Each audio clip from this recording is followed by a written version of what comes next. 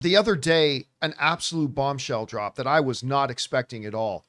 Taylor Sheridan, the man behind Yellowstone, 1883, 1923, Tulsa King, Landman, and not to mention King of, or Mayor of Easttown, or Mayor of, it's Mayor of Kingstown. Kingstown. I keep getting them mixed up. Mayor of Easttown is, of course, a very King of different Tulsa show. Town. Kate Winslet. Ooh. Not to mention the movies that he's been behind, whether it's Sicario, Hell or High Water, Wind River, and others, who's been firmly under lock and key over at Paramount, and who David Ellison, the new owner and chairman of Paramount, has said, oh, Taylor Sheridan's our number one priority. Announced he's leaving. He's gone. Fart in the wind. Out the door. Bye, Felicia. See you later. He's leaving, and he's going over to NBC Universal Comcast. And, you know, we were talking about this on the show the other day. It's like, what the hell? This is significant because you cannot overstate the importance and presence of Taylor Sheridan's work at Paramount. No. I mean, Paramount it's been Plus, supporting that studio. You might as well call it the Taylor Sheridan Network. I mean, he's 80% of everything that's really successful over there. And it was just unfathomable, or again, to quote Vincini, inconceivable that he would leave, but leave he did. He's like the real life Marlboro Man. Look at that guy. Oh yeah. Yeah, he's won. He's won the game of life. Who's won the game? Well, now we're getting a bit of a picture as to the why. As a number of articles have come out both in the Wrap and in the Wall Street Journal, pointing at, and there's two main reasons. Reason number one is money. We'll get to that in a second. And reason number two is they wanted to try to control Taylor Sheridan. Paramount did. Big mistake. That's a mistake. Let's start with the first one here. The Wrap is writing, Taylor Sheridan's deal? $1 billion. That'll do it. 1 billion with a B dollars to go over to NBC Universal. And they're like putting that as a major feather in their cap. And NBC Universal right now is kind of taking a victory lap. Now, I need to correct also one of the things that we said yesterday, which you said was this new deal will start in 2029. No, it doesn't. Half the deal starts in 2029. Taylor Sheridan is free to start producing movies for Paramount in 2026. You mean Universal? Sorry, Universal. Taylor Sheridan is free to start making movies for NBC Universal in just a few months. Now, his television deal does last until I think the end of 2028, so he can start making television. Yeah, non-compete and all that. Yeah, for NBC Universal in 2029. So, but he can actually start working for them a lot sooner than we thought. Big, big, big money. Now, the other thing, part of this was, it seems that Paramount thought they had Sheridan by a string or something like that. And he decided, no, it's not. And I'm trying to find the exact paragraph here. It says Sheridan was miffed when Paramount announced a new show with Nicole Kidman without a heads up because Nicole Kidman is one of the stars of his show, Lioness. So that's a bad move. It says, at the end of the day, a Paramount executive said, Paramount left him out there. This individual said, Cindy from NBC Universal was focused on him. Ellison took his eye off the ball. And I want to find this part where, Sheridan keenly felt, this is the key paragraph here. Sheridan keenly felt the shift in focus, according to the insider. He bristled at Holland, sent him notes on a show. Paramount passed on his idea for a new show called The Correspondent, and Paramount pushed back on the budget of Lioness. All that while they're trying to sign him. Now listen, I am all for fiscal responsibility. I really am. But if you're trying desperately to lock down the main guy at your studio, you don't say no to him on everything. And you don't turn down a new show he wants to do. And you don't do all that. Now, Bloomberg and the Wall Street Journal go a little bit further, saying that politics kind of became a part of it. Where they wrote that, number one, they rejected one of his new shows, The Correspondent, because I guess certain people on the political spectrum don't like media. But Media. the bigger thing to Taylor Sheridan was they wanted him to develop a show based around the 250th anniversary of America with a decidedly right-leaning political thrust point to the whole thing.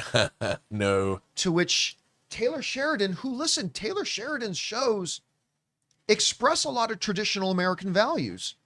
Some might even say right-leaning, right? But, you know, Rob and I were talking about this before. It's like there's a lot of room where right-leaning, more what you would call traditional American values, can fit and live very harmoniously with slightly more left-leaning ideologies. Very odd. But for that, when them, according to Wall Street Journal and Bloomberg, coming into him and saying, we want you to do a more political thing and be more overtly political. We want you to make one more patriotic about the 250. And he's like, no, I don't want to get into politics. I don't want to get political. And so shooting down his shows that he wants to do, giving him notes on the shows he's doing. Cindy giving him notes. Yeah. From Netflix. $1 billion, who is now over at. Yeah, like who's not at not, Netflix anymore. Skydance.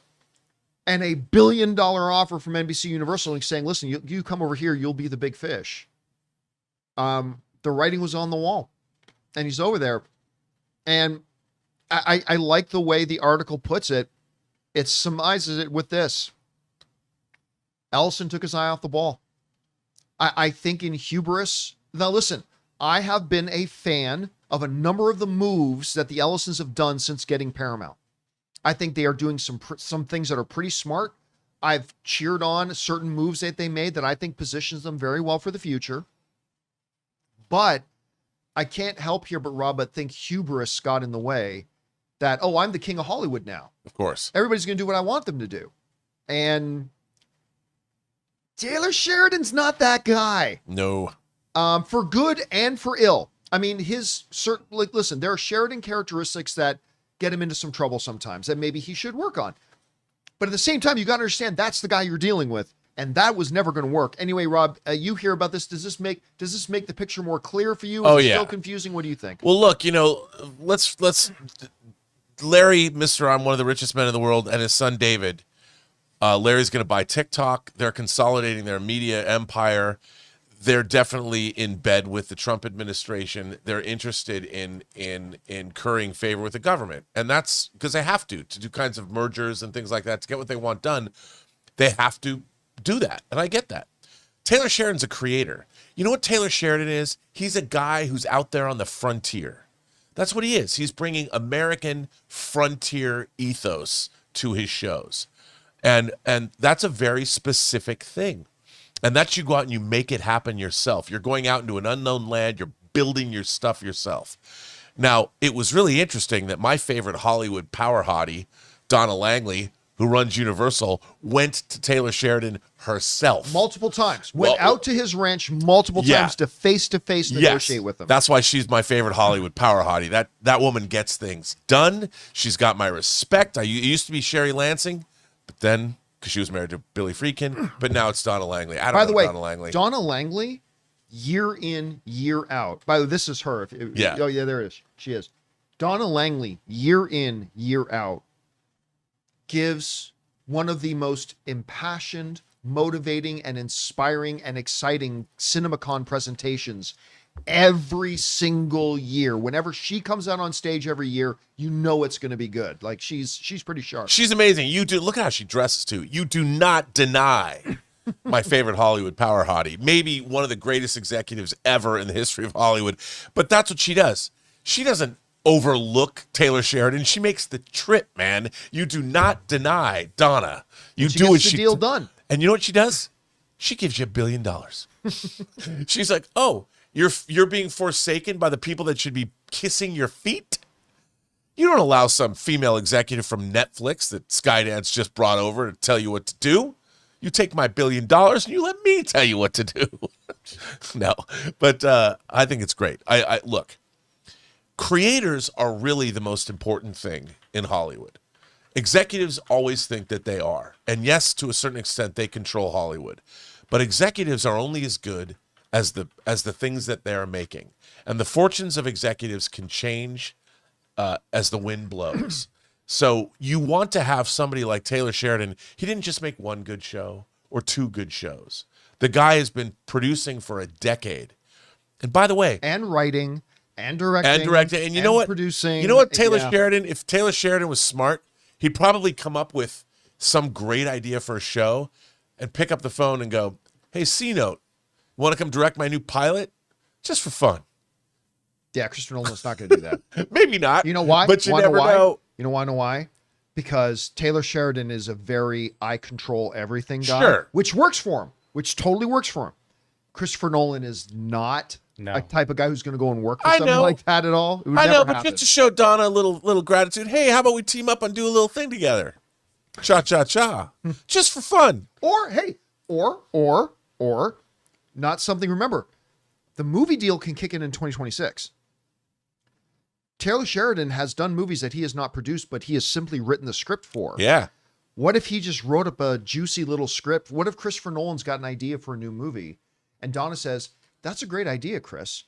What say we hand this over to Taylor and see if he wants to take a pass at it on the script thing, and then Nolan directs it." How mind-blowing would that be? But also, if it was if it was like, I'm not saying it has to be like Hell or High Water, but if it was a script, a lower budget script, character driven, something Christopher Nolan doesn't have to spend 2 years of his life on, that he could come in and make it more like the way he made Memento. Yeah. Like maybe he's got a hankering. How cool would that be? You give Christopher Nolan something like Hell and High Water meets Sicario and let him direct it Nolan style. That could be dope. I mean, yeah, it is kind of a weird thing to think. In just the last couple of years, Universal now has under their umbrella Christopher Nolan, maybe the best guy, argument between him and Denis Villeneuve maybe, but maybe the best guy making movies today, and now Taylor Sheridan, who's maybe arguably the best guy making television today.